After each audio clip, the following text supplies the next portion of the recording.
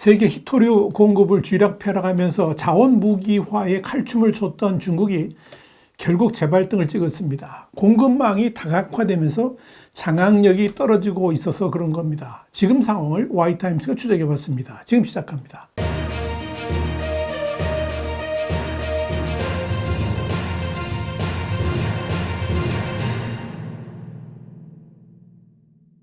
홍콩의 사우스차이나 모닝포스트는 22일 중국은 한때 히토류의 공급망을 장악하면서 정주국의 지위에 올라섰지만 이제 히토류 광물의 매장지를 발견하는 국가가 늘어나고 해양 탐사까지 이어지면서 세계 최고 수출국으로서의 중국의 지위가 도전을 받고 있다. 그러면서 히토류는 기술의 필수 원자재이며 수요는 증가하고 있지만 생산 국가가 다변화되면서 중국의 세계 점유율은 점점 줄어들고 있다. 이렇게 보도를 했습니다. 히토류는 땅속에 있는 희소금속인데요. 이 란탄 계열 15개 원소, 또 스칸디움, 이트리움을 비롯하는 17개 원소를 총칭합니다. 스마트폰이라든지 전기자동차 배터리, 반도체용 연마제, 그리고 석유화학 촉매, 그리고 레이저, 전투기, 미사일 같은 첨단 산업에 폭넓게 사용되고 있는 필수 소재입니다. 전기차 풍력 발전 등 이 친환경 산업이 필수적인 네오디뮴 연구 자석의 핵심 원료이기도 합니다. 지금과 같은 첨단 사회에서 그야말로 필수적인 히토류는 농축된 광물의 형태가 아니라 원소로 흩어져 있어서 채굴, 농축, 분리 과정에서 화학약품을 써서 수많은 정제 작업을 거치하는 탓에 환경 오염이 심각합니다. 이 과정에서 라듐이라든지 우라늄 같은 방사성 물질도 나옵니다. 이에 따라 1980년대까지만 해도 세계 1위 히토류 생산국이었던 미국은 물론이고 유럽이 방사능과 환경 오염을 이유로 이를 꺼려온 가운데 중국은 느슨한 환경 규제와 저가 공세로 단숨에 세계 시장을 석권했던 겁니다. 그리고 나서는 공급망을 쥐고 흔들자 미국을 중심으로 히토류 생산이 재개가 된 겁니다. 이렇게 첨단 산업의 필수적인 히토류의 이 공급망을 장악한 중국은 시시때때로 이를 무기로 수출 통제 등의 위협을 해왔습니다. 지난해 8월에도 갈륨과 게르마늄 수출 통제 조치를 시행한 바 있었는데 미국을 중심으로 한 G7 국가들은 즉각 대응에 나섰고 이로 인해서 본격적인 히토류의 탈중국 바람이 불기 시작했습니다. 중국도 당시 수출 통제를 실시하면서 히토류 무기화가 무역 보복 정책의 일환이라는 것을 숨기지 않았습니다.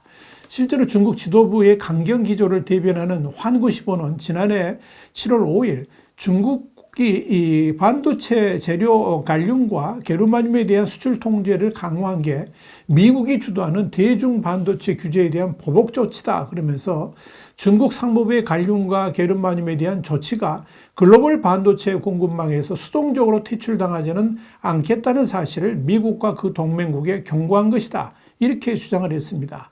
환구시보는 갈륨과 게르마늄 제품의 수출 관리를 엄격히 하고 허가를 받도록 한 것은 미국과 동맹국의 중국 기술 개발을 억제하려는 노력이 오판이라는 점을 실제적인 방식으로 전달하기 위한 것이다.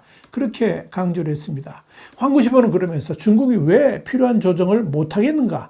한정적인 히토류를 소모하면서 미국 주도의 대중 디커플링을 돕는 국가에 더욱 강경한 태도를 취하지 않는가? 그러면서 규제를 확대할 수 있다는 위협을 가하기도 했습니다. 그런데 흥미로운 것은 중국의 광물 수출 제한으로 인해서 오히려 중국이 세계 광물 시장에서 지배력을 잃을 것이라는 전망을 이미 해왔다는 점입니다. 우리 신문은 지난해 7월 9일 장고 끝에 악수던 중국, 탈중국 재촉한 시진핑 외교라는 제목의 정세 분석, 유튜브는 2175회 차인데 이걸 통해서 이 같은 예고를 한 바 있습니다. 또 중국 상하이에 본사를 둔 컨설팅 기업인 인트라링크의 중국 반도체 부문 담당 스튜어드 랜들은 로이터 통신이 이런 말을 했습니다. 중국이 수출을 막으면 중국이 수익을 잃게 되고 나머지 다른 국가들은 대체 공급원을 찾을 수밖에 없다는 점을 강조하고 싶다. 이렇게 말을 한 겁니다.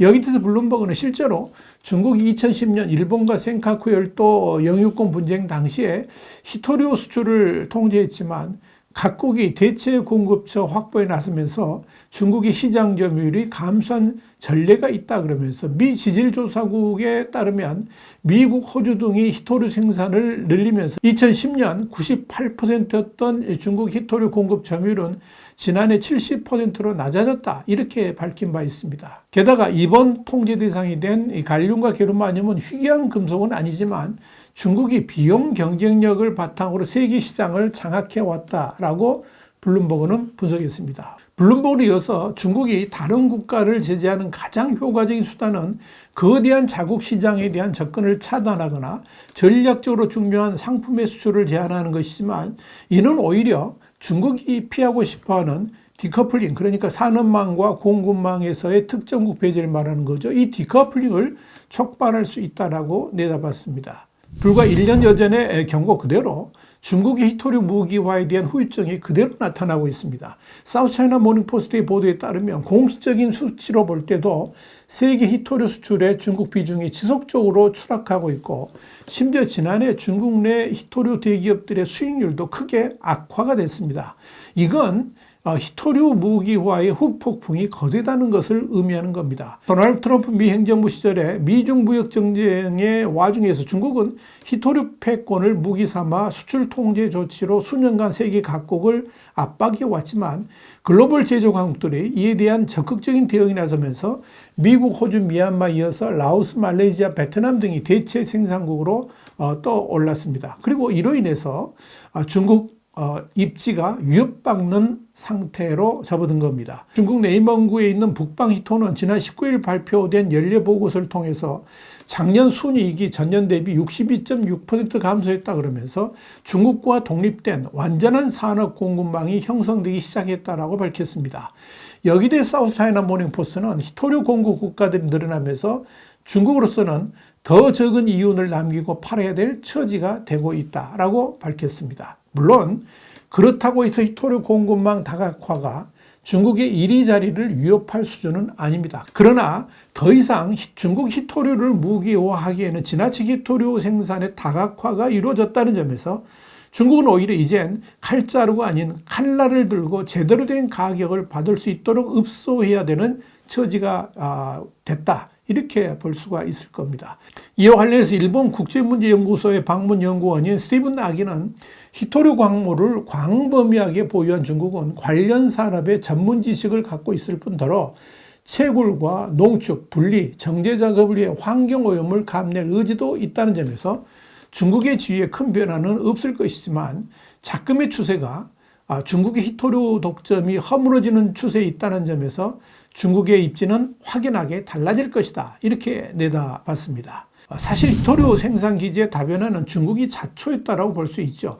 중국이 히토류 무기화를 하지 않고 세계 공급망 기지 역할만 충실히 해왔다면 중국 히토류 산업은 승승장구를 했을 터였습니다.